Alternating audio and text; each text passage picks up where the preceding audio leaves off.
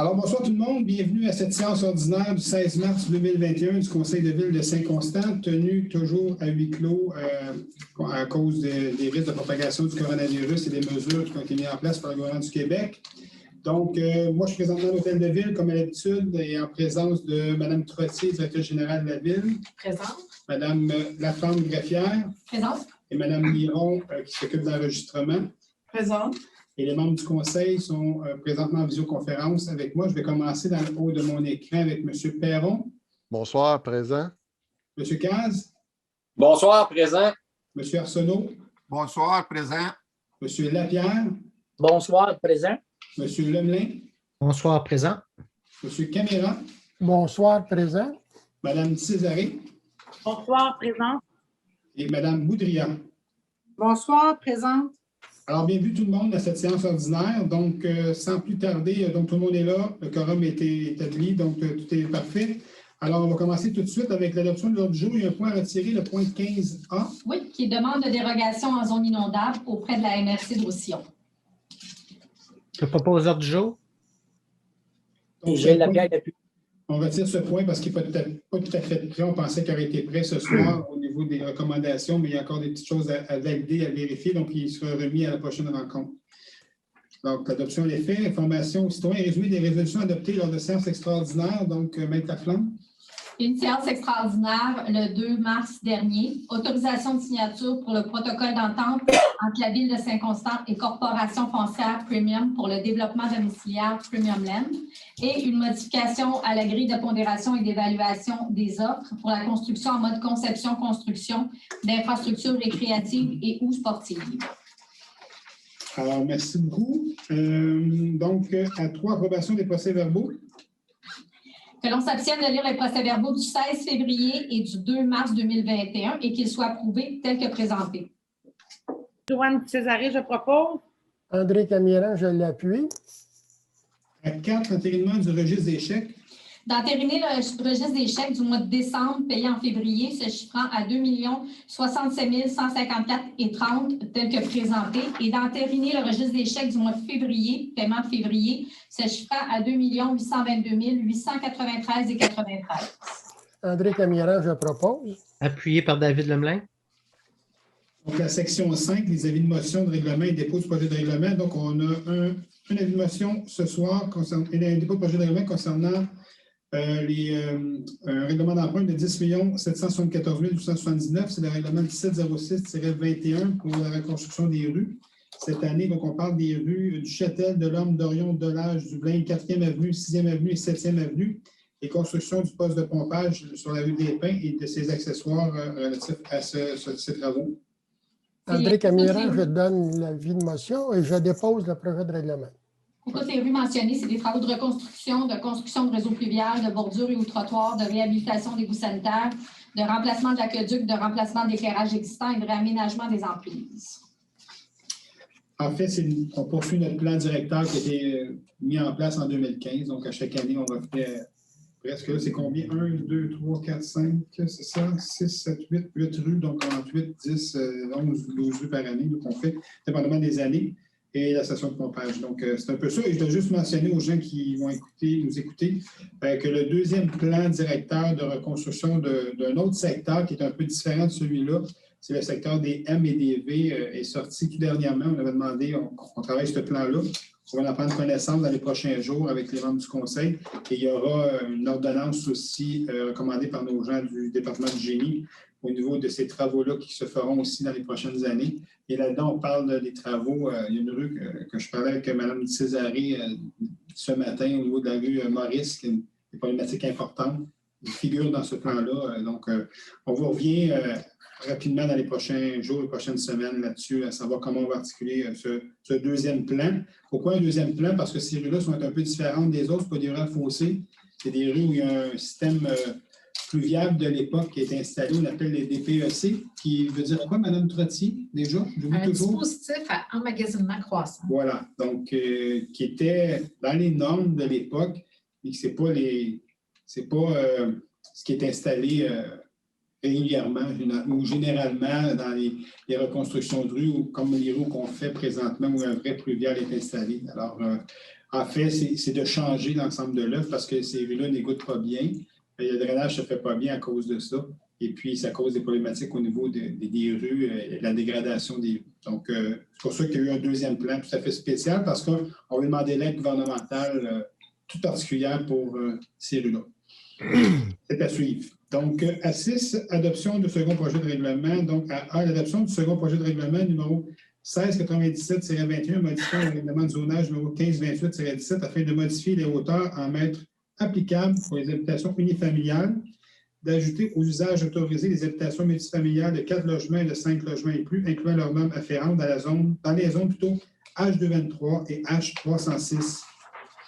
Dans toutes les adoptions de projets règlements que vous allez nommer, M. le maire, il y a eu consultation écrite qui a remplacé l'Assemblée publique de consultation et à l'égard de tous les règlements, la Ville n'a reçu aucun commentaire ou question. Parfait. Merci beaucoup des précisions.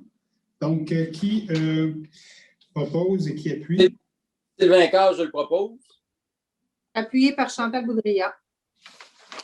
Donc, à 6B, l'adoption du second projet de règlement numéro 1698-21, modifiant le règlement relatif aux usages conditionnels numéro 1534-17 afin d'y assujettir les logements additionnels et les usages résidentiels plus denses autorisés dans les grilles des spécifications du règlement de zonage en vigueur.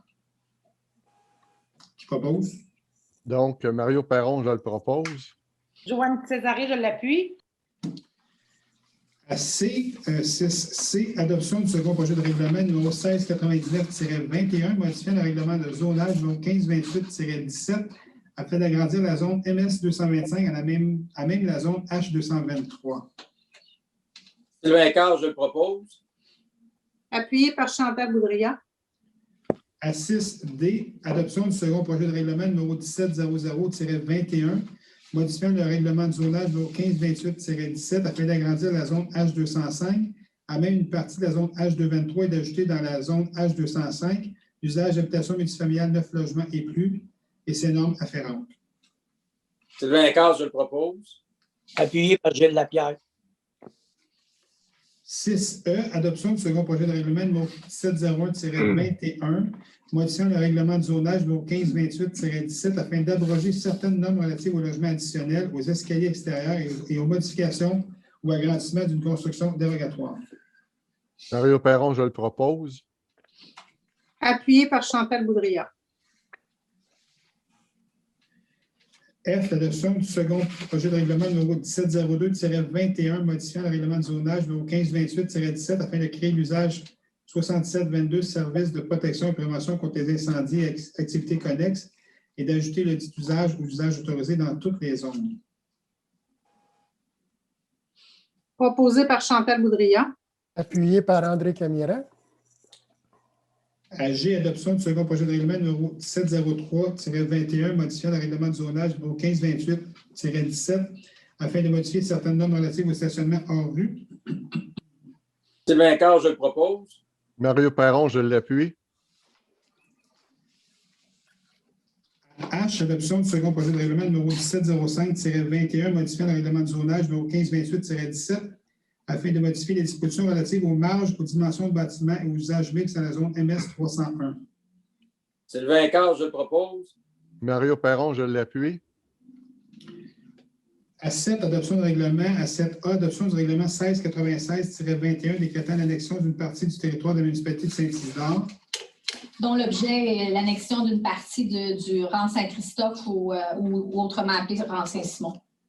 André Camiran, je propose. Appuyé par David Lemelin. 7B, l'adoption du règlement numéro 1704-21, modifiant le règlement sur les plans d'implantation et d'intégration architecturale de la ville de Saint-Constant, numéro 1532-17, afin d'ajouter un immeuble à la liste des bâtiments d'intérêt patrimonial, de modifier les dispositions relatives aux garanties financières exigibles et les critères applicables aux constructions dans les secteurs des rues Sainte-Marie, Longtin, Baudry, Bélanger, Lanto, Guy et La Chapelle. L'objet du règlement a été mentionné amplement dans le titre. Ces règlements-là, vous pouvez les consulter sur le site Internet. Donc, ils sont disponibles. Proposé par Chantal Boudria. Sylvain Cage, je l'appuie. Donc, à 8, contrats et ententes. À 8A, octroi de contrats de gré à gré, fourniture et livraison de récureuses à plancher pour divers bâtiments municipaux. Considérant qu'en vertu du règlement sur la gestion contractuelle, celui-ci permet d'octroyer gré à gré un contrat entourant une dépense égale ou supérieure à 25 000, mais inférieure au seuil prévu par la loi. Il s'agit d'octroyer le contrat pour la fourniture et la livraison de récureuses à plancher pour divers bâtiments municipaux à RMS Équipements Incorporés pour une valeur approximative de 47 440 et 28 taxes incluses. Joanne Césaré, je propose. Mario Arsenault, je l'appuie. Juste pour information, pour les gens qui nous écoutent, le seuil maximal, le montant maximal, c'est 105 000 quelque chose. Oui, moi non plus, je n'ai pas les... Je sais que c'est 105 000, mais... C'est 105 000 quelque chose? Oui, on vous reviendra plus précisément, mais c'est 105 000. Alors, à B, octroi de contrat de gré à gré, fourniture et livraison de 7 défibrillateurs pour divers bâtiments municipaux et affectation au fonds de roulement.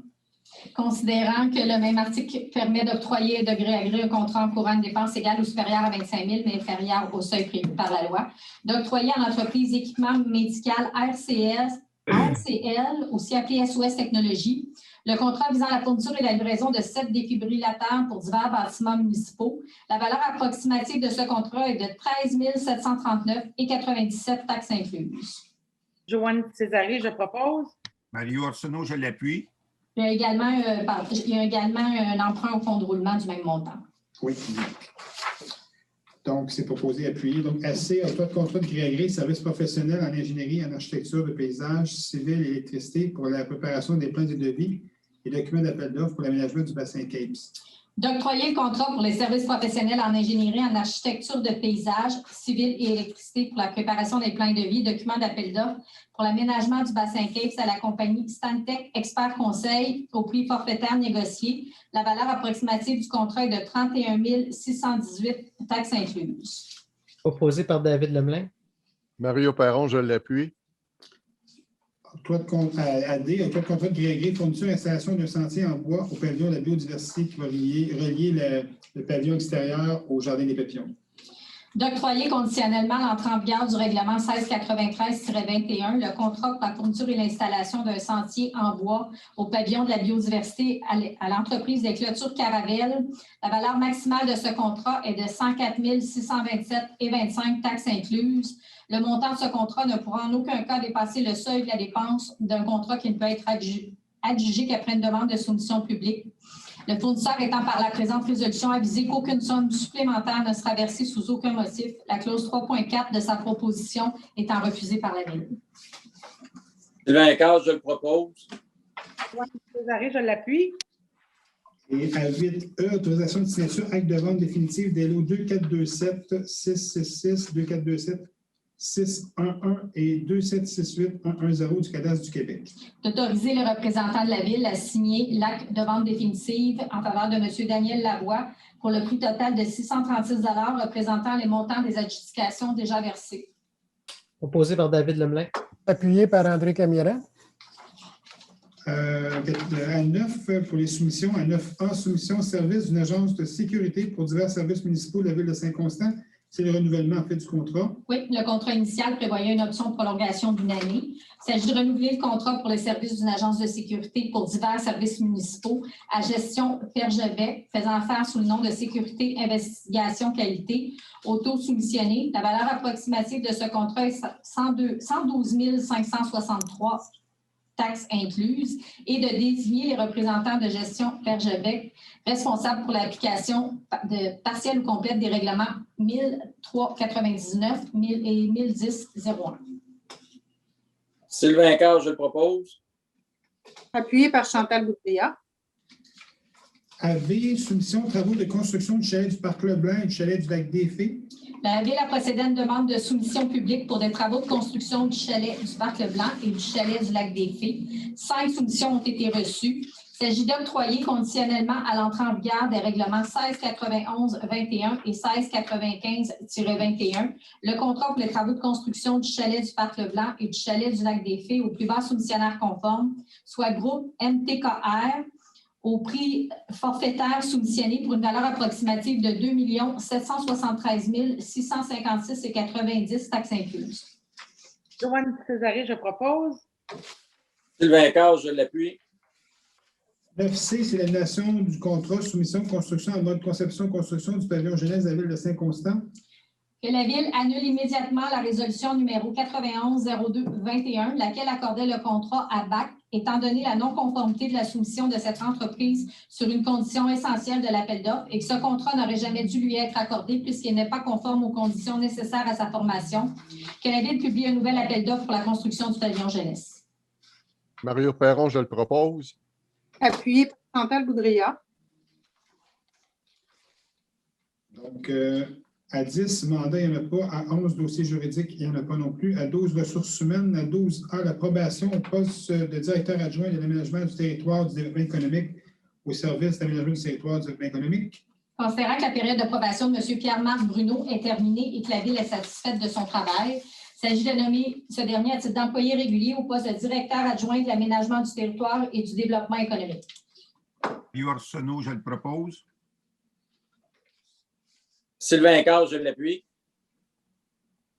À 12B, approbation au poste de chef permis inspection au service d'aménagement du territoire du développement économique. Considérant que la période d'approbation de Mme Marie-Ève Marceau à titre de chef permis et inspection au service de l'aménagement du territoire et du développement économique est terminée et que la Ville est satisfaite de son travail, de nommer Mme Marceau à titre d'employée régulière au poste mentionné aux conditions du recueil des conditions de travail des employés non syndiqués. Proposé par Gilles Lapierre. Appuyé par André Camira.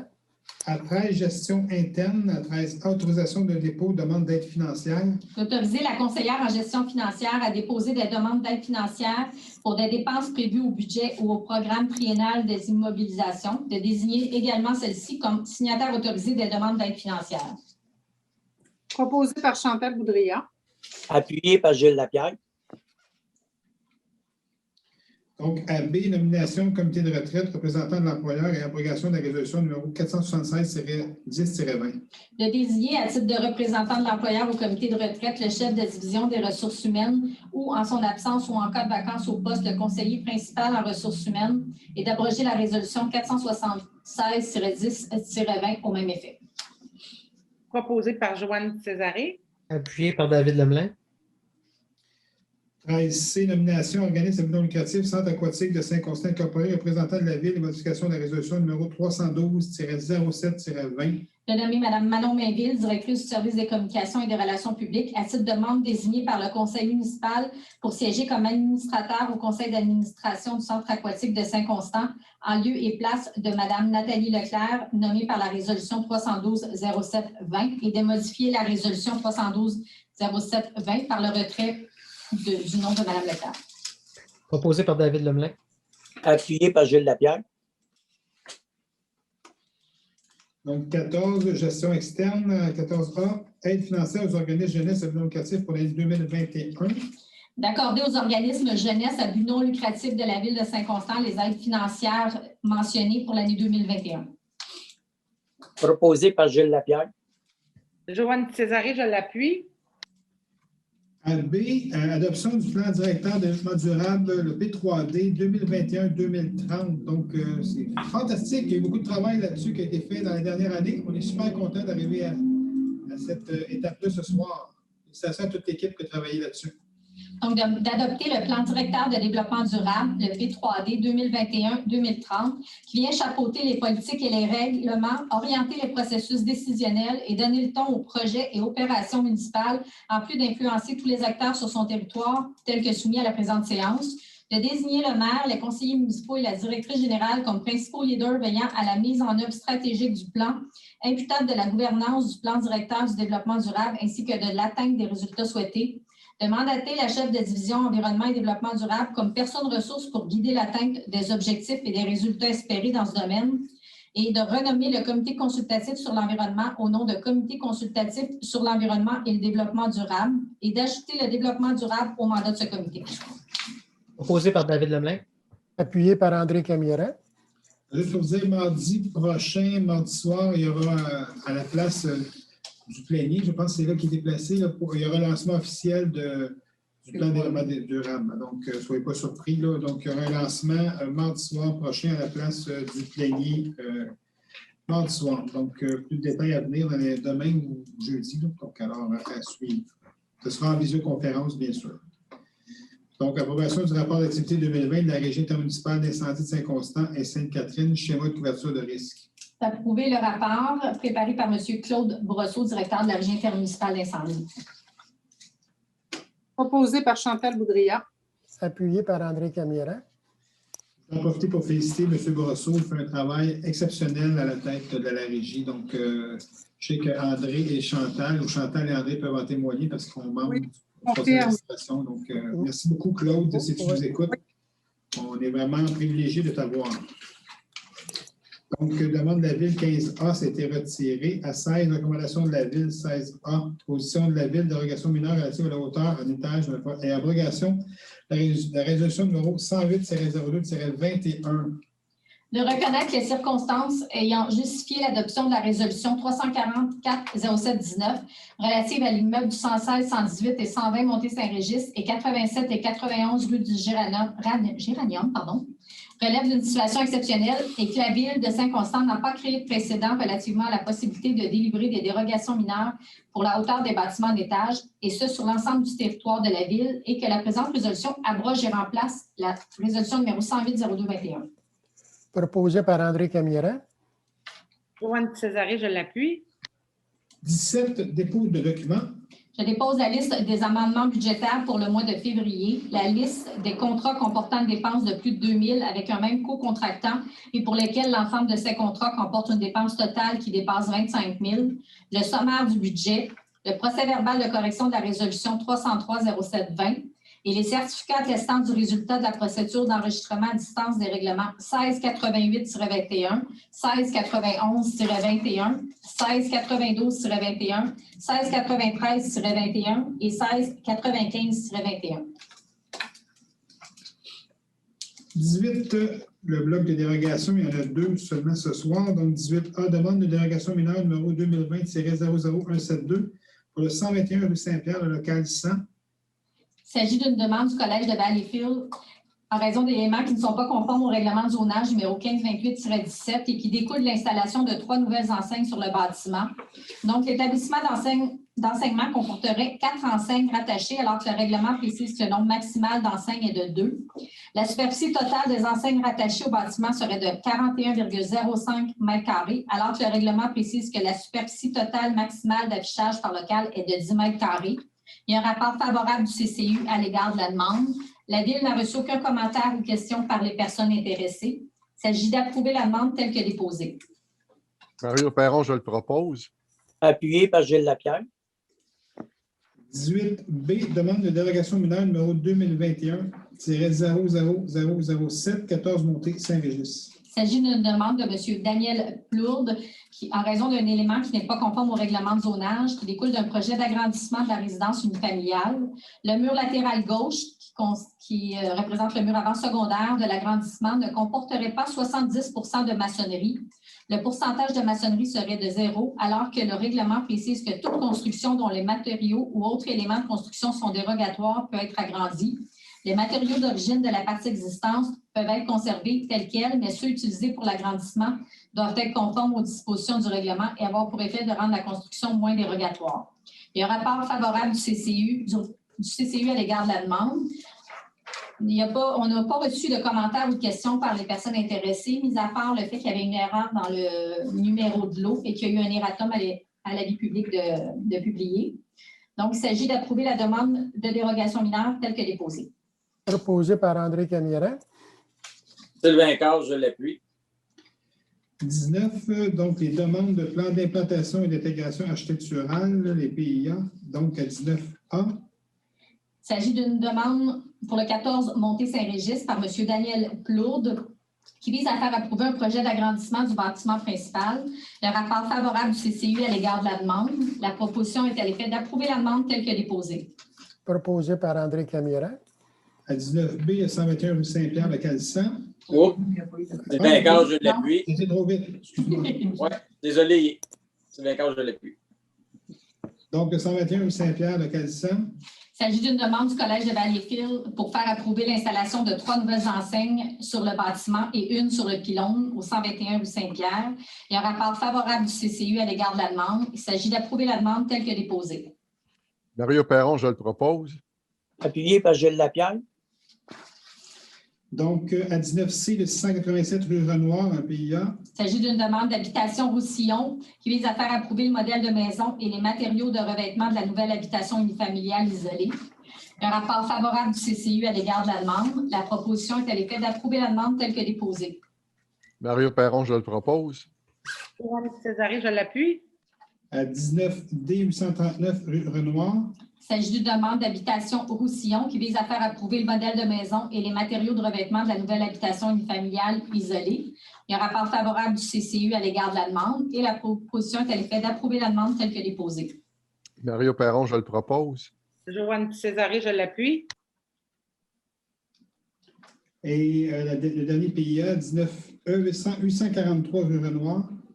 Il s'agit d'une demande d'habitation Roussillon qui vise à faire approuver le modèle de maison et les matériaux de revêtement de la nouvelle habitation unifamiliale isolée. Il y a un rapport favorable du CCU à l'égard de la demande. Donc, il s'agit d'approuver la demande telle que déposée. Mario Perron, je le propose. Joanne Césaré, je l'appuie. À 20, il n'y a pas de. C'est le bloc des PPCMOI, c'est des demandes de projets particuliers de construction, de modification, d'occupation de l'immeuble. Il n'y en a pas ce soir. À 21, période de questions. Est-ce que nous avons eu des questions, Mme Laflamme? Oui, deux questions de M. Michel Vachon. Je vais commencer par la première. Pourquoi le conseil municipal abroge-t-il la résolution portant le numéro 108-02-21 qui vient tout juste d'être adoptée à l'unanimité? C'est pour, dans le fond, on vient plutôt la remplacer pour y donner plus de force. Il y a En fait, on enlève un mot qui ne devrait ça. pas figurer là, Mme Trottier. En fait, c'est un mot de trop. En fait, ce n'est pas une situation qui est régulière, ce qui s'est produit avec dans ce dossier-là. C'est plus une situation exceptionnelle. Donc, dans la résolution figurait le mot régulièrement, qui est complètement inapproprié par rapport au contexte dans lequel on se trouvait. Donc, on a tout simplement demandé à ce que la résolution soit corrigée pour retirer ce mot-là. Pour la deuxième question, M. le Président, je demande que vous regardiez si vous souhaitez que je la lise parce qu'elle vise une personne physique et sa réputation. Donc, OK, je suis en train de la lire ici. En fait, moi, je ne suis pas confortable à lire cette question-là, OK, parce qu'elle concerne un membre de comité. Nous avons plusieurs comités consultatifs ici à la Ville. Et elle fait mention de certaines choses sur un membre de comité et puis qui causerait probablement préjudice à cette personne-là. Et puis que moi, si je devais lire ça, mais pour avoir peut-être une poursuite sur le dos au niveau de la Ville et la personne qui l'a peut-être mentionné pour avoir aussi une poursuite. Donc, que la personne vienne dans le niveau du conseil pour demander ça, mais elle engage elle-même seulement face à la personne qu'elle mentionne, mais que moi, que je commence à lire cette question-là en mentionnant le nom qui est mentionné là. Donc, ça engage aussi la Ville parce que je suis en train de répéter une question de quelqu'un d'autre à ce moment-là. Donc, je ne lirai pas cette question-là. On va toutefois, par exemple, prendre acte de ce qui est mentionné là-dedans et de faire les vérifications nécessaires et puis de rencontrer la personne concernée pour avoir plus de détails sur ce qui est mentionné là-dedans. Et puis, c'est tout ce que je peux dire ce soir à ce niveau-là. Donc, pas d'autres questions? Non, c'était le tour. Alors, merci beaucoup, chers membres du Conseil, Mme Trottier, Mme Laflamme, Mme Miron et tout le monde, tous ceux et celles qui nous écoutaient ou qui allaient nous écouter plus tôt demain, d'être assidus et d'écouter nos rencontres. Donc, c'est toujours un plaisir de travailler à bâtir ensemble une ville qui nous ressemble, qui nous rassemble. Et puis, ne désespérez pas tout le monde. La vaccination bat son plein et puis on va les jours on va pouvoir se rencontrer, faire des réunions publiques ensemble, approche à grands pas, je pense. Et puis, les membres du conseil aussi, on va pouvoir se rencontrer ensemble dans nos rencontres physiquement. Ça va être pas mal plus intéressant. En visio, c'est un bon moyen technologique, mais à un moment donné, les contacts humains nous manquent. Alors, j'ai bien hâte. Ça s'en vient. Ce soir, il y a eu l'annonce du M. Legault, comme quoi le couvre-feu est repoussé à 21h30. Il n'y a pas eu beaucoup d'autres assouplissements en zone rouge, mais quand même, les salles de spectacle vont ouvrir le 26 mars. Donc, tranquillement, on y arrive. La vaccination roule. Alors, ne lâchons pas tout le monde. On arrive vers la fin, en tout cas, du moins, on l'espère. Alors, bonne soirée à chacun d'entre vous. Il reste le point 22, M. le maire. Ah, le point 22, moi, je suis déjà en train de clore ça, puis je ne l'ai pas fait. Alors, Je propose de lever l'Assemblée. Lever la séance. Alors, qui propose? David Lemelin propose. Mario Arsenault, je l'appuie. Alors, merci beaucoup. Là, c'est vraiment terminé. Alors, bonsoir tout le monde. Bye-bye, à bientôt. Bonsoir. Bonsoir. Bonsoir. Bonsoir. Bonsoir, cher public.